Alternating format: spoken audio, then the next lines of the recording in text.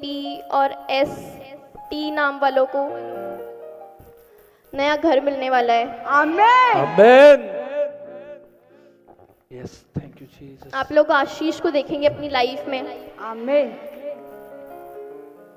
प्रभु आपको नई अनॉइंटिंग देंगे। सकते हैं प्रॉफिट जी ने जो प्रोफेसी करी वो पूरी हुई, परमेश्वर के द्वारा पूरी हुई। हालेलुया। परमेश्वर ने जो पापा को बताया था, परमेश्वर ने वो प्रोफेसी पूरी करी। यस, जोरदार तालियां बजाएं चर्च। और जो लोग इस मिनिस्ट्री के बारे में गलत बोलते हैं उनको प्रभु माफ करे।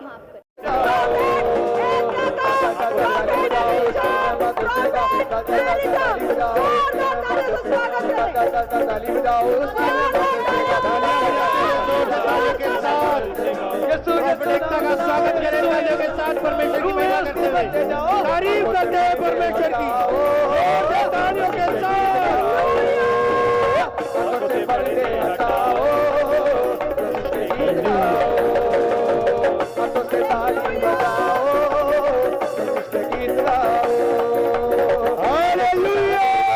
आप सभी को जय मसीह की। इस वीडियो में बात करने वाले हैं प्रॉफिट एकता को लेकर के। परमेश्वर का वचन कहता है जब कोई रास्ता बंद हो जाता है तो कहीं न कहीं एक रास्ता खोल देता है। तो जिस तरीके की आज मैं बात करने वाला हूं, प्रॉफिट विजेंद्र सिंह के जेल जाने के बाद उनके बेटी पर परमेश्वर का बहुत बड़ा पवित्र आत्मा के द्वारा अभिषेक किया गया और प्रॉफिट एकता ने जिस तरीके से अपने चर्च को संभाला आज हमें देखने को मिलेगा। वहां पर बहुत बड़ी बातें आपको जानने को मिलेंगी और बड़ी बड़ी भविष्यवाणियां भी पूरी हुई और प्रॉफिट एकता ने बड़ी बड़ी भविष्यवाणियों को भी प्रॉफिट एकता ने किया। तो मेरे प्रिय भाई बहनों, आज हमें इस वीडियो को, इस मैसेज के संदेश को देखना चाहिए ताकि जो आज विरोधी हैं, जो एक तरीके से प्रॉफिट विजेंद्र सिंह मिनिस्ट्री को कहा जा रहा था कि चर्च बंद हो जाएगी प्रॉफिट विजेंद्र सिंह के जेल जाने के बाद, लेकिन यहीं पर प्रॉफिट एकता ने जिस तरीके से उनकी बेटी ने संभाला है, क्योंकि प्रॉफिट विजेंद्र सिंह के जेल जाने के बाद उनके भाई कार्य करते थे और जहां पर जिस तरीके से प्रॉफिट एकता ने अपने चर्च को संभाल लिया है और बहुत अच्छे स्वागत किया गया और परमेश्वर की असीम कृपा के द्वारा उसके जीवन में बहुत सारी खुशियां दे, बहुत सारी आशीष दे। मैं आपको उस मैसेज को दिखाना चाहता हूं, आप इस संदेश को देखिए।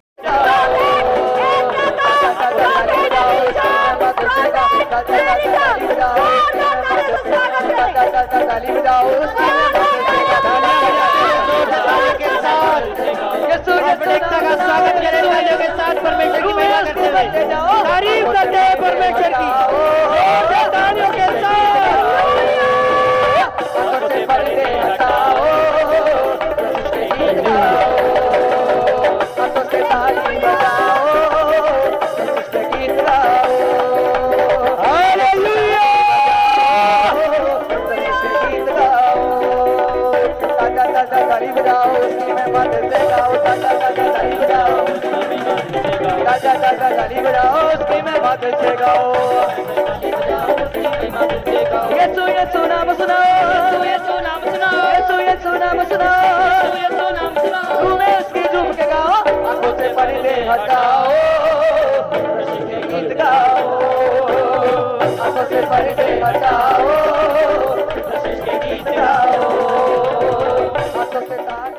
आप सबको, क्वायर टीम को, वॉलंटियर्स को और जितने लोग लाइव देख रहे हैं उन सबको प्रभु आशीष दे।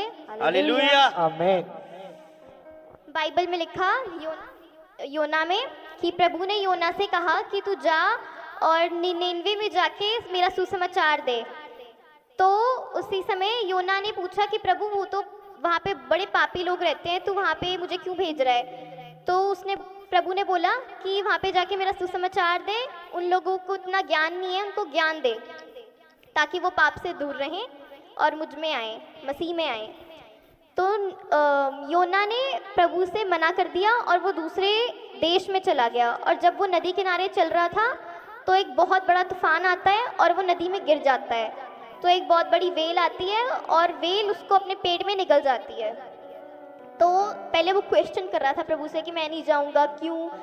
तो उसने जब वो मछली के पेट में था तब उसने बड़े हम्बल होके बिना कोई क्वेश्चन करे प्रभु से प्रार्थना की और उसने बोला कि प्रभु मैं जाऊंगा और सुसमाचार दूंगा। तो उसी समय वो जाता है और उसने जाके निन्यानवे के लोगों को प्रभु का सुसमाचार दिया। उसने बोला कि अगर आप लोग ऐसे ही पाप करते रहोगे तो प्रभु इस देश को ख़त्म कर देंगे, नष्ट कर देंगे। तो तभी लिखा 3:5 में, योना के 3:5 में लिखा, तब निनवे के मनुष्यों ने परमेश्वर के वचन की प्रतीति की और उपवास का प्रचार किया गया और बड़े से लेकर छोटे तक सबों ने टाट ओढ़ा।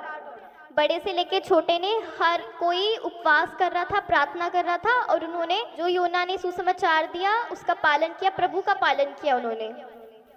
और जब योना ने सुसमाचार दिया तो वो एक बड़ी कहीं ऊंचे स्थान पे जाके बैठ गया जहाँ से वो पूरा देश देख पा रहा था। तो उसने बोला अब देखता हूँ कि प्रभु इस देश को बचाएगा, इस पे दया करेगा या इस देश को नष्ट कर देगा। हालेलुया।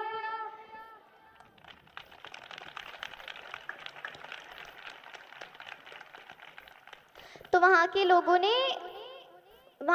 ने उपवास किया, प्रार्थना किया और प्रभु ने उन पे दया की।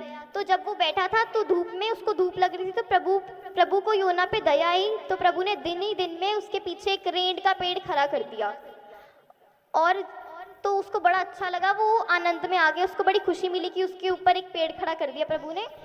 तो रातों रात प्रभु ने एक कीड़ा भेजा, जिस कीड़े ने उस पूरे पेड़ को खा लिया, वो पेड़ सूख गया।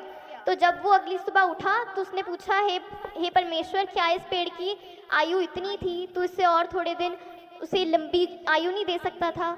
तो परमेश्वर ने बोला कि जिस पेड़ में तूने कोई एफर्ट्स नहीं डाली, जिसको बनाने में तेरा कोई हाथ नहीं है, तुझे उसके लिए मतलब इतनी दया आ रही है। लिखा वचन में 4:10 और 11 में, हालेलुया। तब यहोवा ने कहा, जिस रेड़ के पेड़ के लिए तूने कुछ परिश्रम नहीं किया, ना उसको बढ़ाया, जो एक ही रात में हुआ और एक ही रात में नष्ट भी हुआ, उस पर तूने तरस खाई है। फिर यह बड़ा नगर निनवे, जिसमें 1,20,000 से अधिक मनुष्य हैं, जो अपने दाहिने बाएं हाथों का भेद नहीं पहचानते, और बहुत से घरेलू पशु भी उसमें रहते हैं, तो क्या मैं उस पर तरस ना खाऊं? तो हाँ, प्रभु ने बोला कि जिस पेड़ में तूने कोई एफर्ट्स नहीं डाले, जिसमें तेरे कोई हाथ नहीं है, तुझे उस पर इतनी दया आ रही है, और जो बड़ा देश निनवे, जिसमें 11,20,000 लोग रहते हैं, क्या मैं उस पर कोई दया ना खाऊं? क्या मुझे उस पर तरस नहीं आएगा? जिसको मैंने खुद अपने हाथों से बनाया, एक एक जन को, जिस पूरे देश को मैंने बनाया, क्या मुझे उस पर तरस नहीं आएगा? तो प्रभु ने अगर निनवे जैसे देश पे दया खा सकता है, तो अगर आप बिना क्वेश्चनिंग करे प्रभु से हम्बल होके प्रार्थना करेंगे, तो प्रभु आपके क्वेश्चन का उत्तर नहीं देगा? क्या प्रभु आपकी प्रार्थनाओं का उत्तर नहीं देगा? तो आप भी बिना क्वेश्चनिंग करे प्रभु से हम्बल होके प्रार्थना करें, प्रभु आपका भी उत्तर देगा। आमीन। आपकी भी प्रार्थनाओं का उत्तर देगा परमेश्वर। आमीन। ऐसे ही पौलुस कहीं ट्रैवल कर रहा था, और जब वो दूसरे देश में ज़मीन पे जाके गिरा तो उसके हाथ पे एक सांप ने काट लिया। उसके हाथ पे जब एक सांप ने काटा तो उसके आसपास खड़े लोग बोल रहे थे कि ये तो खुद पादरी है, ये अपने आप को नहीं बचा पाया, परमेश्वर ने इसको, सांप ने काट लिया, परमेश्वर ने इसको नहीं बचाया, तो ये तो हमें क्या ही बचाएगा, ये तो खुद पादरी अपने आप को सांप से नहीं बचा पाया, तो ये हमें क्या बचाएगा? तो उसका आंसर था, आज कई लोग पूछ रहे कि हमारी लाइफ में इतनी प्रॉब्लम्स क्यों आती हैं हमारी लाइफ में प्रॉब्लम, बीमारियां, हम तो मसीह में हैं, फिर भी ऐसे क्यों होता है? तो पौलुस तो पादरी था, उसको एक सांप ने काट लिया, तो उसके आसपास खड़े लोग मजाक उड़ा रहे थे उसका। तो पौलुस को सांप ने काटा, लेकिन उसका जहर उसके अंदर नहीं गया। हालेलुया। हालेलुया। प्रॉब्लम्स आपके लाइफ में आती हैं, लेकिन वो टिकती नहीं है। यस। समस्याएं आपको परमेश्वर के नज़दीक लेके जाती हैं, क्योंकि ऐसे तो आप परमेश्वर का नाम लेते नहीं है ना, क्योंकि हम सिर्फ समस्या में परमेश्वर का नाम लेते हैं, लेकिन हमें हमेशा परमेश्वर को याद रखना चाहिए, परमेश्वर का नाम लेना चाहिए। आमीन। आमीन। हालेलुया। हमें 3 टाइम परमेश्वर को मुंह दिखाना चाहिए। और देखो, हमारी मिनिस्ट्री का भी लोग बुराई करते हैं, प्रभु उनको करने देता है। फिर जो लोग बुराई करते हैं वो लेकिन पापा का प्रचार सुन तो रहे हैं, यीशु का प्रचार उनके कान में जा तो रहा है। यस। हालेलुया। और बदले में लोगों से उतना ही प्यार मिलता है। आमीन। आप सबको हनी मिला होगा ब्रेड के साथ। कई लोग पूछते हैं कि हनी क्यों देते हैं। हम वचन के द्वारा हनी देते हैं क्योंकि ये इस साल का पहला संडे है, तो उस पे हम हनी देते हैं। वचन में लिखा निर्गमन 15:25 में लिखा, तब मूसा ने यहोवा की दुहाई दी और यहोवा ने उसे एक पौधा बतला दिया जिसे जब उसने पानी में डाला तब वह पानी मीठा हो गया। Hallelujah hallelujah. इजराइली मूसा के साथ 40 साल रेगिस्तान में थे, तो प्रभु ने उनकी परीक्षा ली कि अगर मैं इनको 3 दिन ना कुछ खाने के लिए दूं और ना कुछ पीने के लिए दूं, मतलब 3 दिन उनकी परीक्षा ली, तो ये मेरे बारे में क्या बोलते, क्या सोचते हैं। तो जब वो रास्ते में जा रहे थे तो उनको पानी भी मिला, तो वो भी बहुत कौड़ा था। तो मूसा ने जब इसके बारे में प्रभु से पूछा तो प्रभु ने उनको एक पौधा बताया, जिस पौधे को जब उन्होंने पानी में डाला तो वो पानी चीनी जैसा मीठा हो गया। हालेलुया। तो ऐसे ही जब आप ये जो आपको शहद दिया है, अगर आप इसको अपने मुंह में डालेंगे, आप नई ब्लेसिंग देखेंगे, नई अनॉइंटिंग देखेंगे, नई कार को देखेंगे, नए घर को देखेंगे, आमीन। अपने रुके हुए काम खुलते हुए देखेंगे। यीशु यस मसीह के नाम आमीन। में। ये जो हनी आपको दिया है, ये प्रॉफिट जी के द्वारा प्रार्थना करके आपके बीच में भेजा गया है। जब आप इसको लेंगे तो आप भी आगे बढ़ेंगे, आपको अनॉइंटिंग आएगी आपके अंदर, आप अपने रुके हुए काम को खुलते हुए देखेंगे। आइए मैं आप लोगों के लिए प्रार्थना करती हूँ। धन्यवाद करते हैं प्रभु जी, जितने लोग यहाँ पर आए इन सबको आशीष मिलने पाए प्रभु जी। प्रभु जी अब ये और स्ट्रगल ना करने पाए प्रभु जी, ये बढ़े प्रभु जी, ये बढ़ने पाए प्रभु जी, अब और स्ट्रगल नहीं प्रभु जी। जैसे ये शहद प्रभु जी अपने मुंह में ले प्रभु जी, अपने रुके हुए काम खुलते हुए देखें यीशु मसीह के नाम से। आमीन। ये ब्लेसिंग को देखें प्रभु जी। यस प्रभु जी ये बढ़े प्रभु जी, प्रभु जी इनको न्यू अनॉइंटिंग मिले प्रभु। आमीन। और प्रभु जी इनके बच्चे, इनकी सेवकाई, इनका बिजनेस, इनका घर, इनकी फैमिली सब बढ़े प्रभु। आमीन। इनको आशीष मिलने पाए प्रभु जी। यस प्रभु जी इन सब के रुके हुए काम खुलने पाए प्रभु जी। आज 2025 के प्रभु जी पहले विश्राम दिन पर प्रभु जी ये खाली हाथ नहीं, 100 गुना आशीष के साथ वापस जाने पाए। इनको आशीष मिलने पाए प्रभु। जैसे ये हनी अपने मुंह में ले प्रभु जी, ये अनॉइंटिंग से भर जाए प्रभु, यीशु मसीह के नाम से मांगते हैं। आमीन। प्रभु ने बताया कि A, P, R और D नाम वालों को वीजा की ब्लेसिंग मिलने वाली है। आमीन।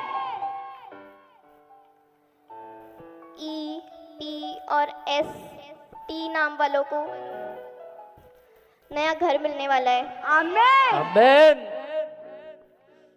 Yes thank you Jesus. आप लोग आशीष को देखेंगे अपनी लाइफ में। आमीन।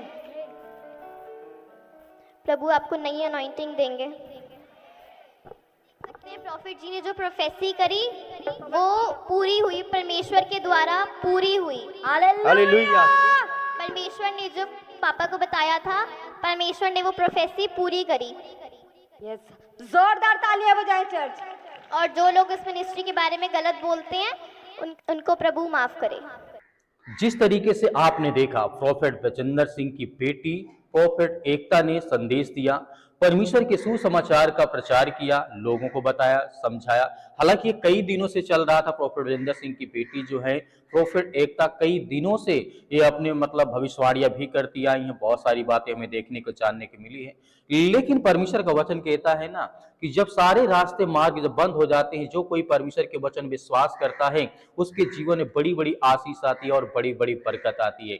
तो मेरे प्रिय भाई बहनों, प्रोफेट एकता के बारे में क्या सोचते हैं आप? क्या आपके मन में है कि प्रोफेट बजिंदर सिंह की बेटी जो एकता है वो आने वाले समय में जैसे प्रोफेट बजिंदर सिंह ने बड़े बड़े काम कर जिस तरीके से किए, या फिर बड़ी बड़ी प्रार्थनाएं की, सभाएं की, लोगों को सुसमाचार को पूरे भारत देश में, पूरी दुनिया में सुसमाचार को फैलाया। उसी तरीके से हम दुआ करते हैं, प्रार्थना करते हैं कि प्रॉफिट एकता भी आने वाले समय बहुत अच्छा करे, बहुत बेहतर करे, क्योंकि मैं जानता हूं जब एक बेटी का पिता जब जेल में हो या दुख में हो, परेशानी में हो, तो उस बेटी के ऊपर क्या दिक्कत, क्या परेशानियों का सामना करना पड़ता होगा, कितनी दुख होगा अंदर, लेकिन फिर भी स्ट्रांग होकर के, मजबूत होकर के, कि वो परमेश्वर की छत्र और छाया में पलती है। तो मेरे प्रिय भाई ने जो भी आपकी राय हमें कमेंट बॉक्स में कमेंट करके जरूर बताइएगा। मिलते हैं नेक्स्ट वीडियो में प्रार्थना के साथ।